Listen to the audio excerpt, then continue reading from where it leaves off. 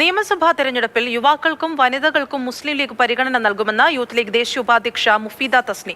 മുൻപും ഇത്തരത്തിലുള്ള പരിഗണന പാർട്ടി നൽകിയിട്ടുണ്ടെന്ന് മുഫീദ തസ്നി പറഞ്ഞു. മസ്കറ്റിൽ മാതൃഭൂമി ന്യൂസിനോട് സംസാരിക്കുകയായിരുന്നു വയനാട് ജില്ലാ പഞ്ചായത്ത് അംഗം കൂടിയായ മുഫീദ തസ്നി.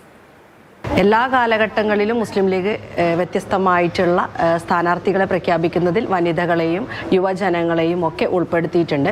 ഇപ്പം നമ്മൾ തദ്ദേശ സ്വയംഭരണ സ്ഥാപനങ്ങളിലേക്കുള്ള തെരഞ്ഞെടുപ്പുകൾ കണ്ടു.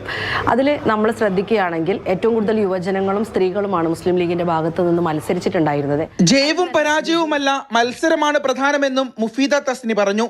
നിയമസഭയിലേക്ക് മത്സരിക്കുന്ന ലീഗിന്റെ വനിതാ സ്ഥാനാർത്ഥികൾ വിജയിക്കാറില്ലല്ലോ എന്ന ചോദ്യത്തിനായിരുന്നു ഈ മറുപടി.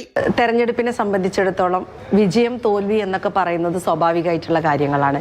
അപ്പം അതിൽ മത്സരിച്ച എല്ലാവരും വിജയിക്കുന്നതല്ലല്ലോ തെരഞ്ഞെടുപ്പ് എന്ന് പറയുന്നത്. അപ്പം ചിലർ വിജയിക്കും, ചിലർ തോൽവി ആയിരിക്കും അതിന്റെ ഫലം എന്ന് പറയുന്നത്. ലോക്സഭയിലേക്കും വനിതാ പ്രതിനിധിയെ അയക്കാൻ ലീഗിന് കഴിയുമെന്നും ഇതിനായി കാത്തിരിക്കുകയാണെന്നും മുഫീദ പറഞ്ഞു. മുൻ ഹരിത നേതാവ് കൂടിയായ മുഫീദ തസ്നി വയനാട് ജില്ലാ പഞ്ചായത്ത് അംഗം കൂടിയാണ്. Faisal Muhammad, Mathrubhumi news, Muscat.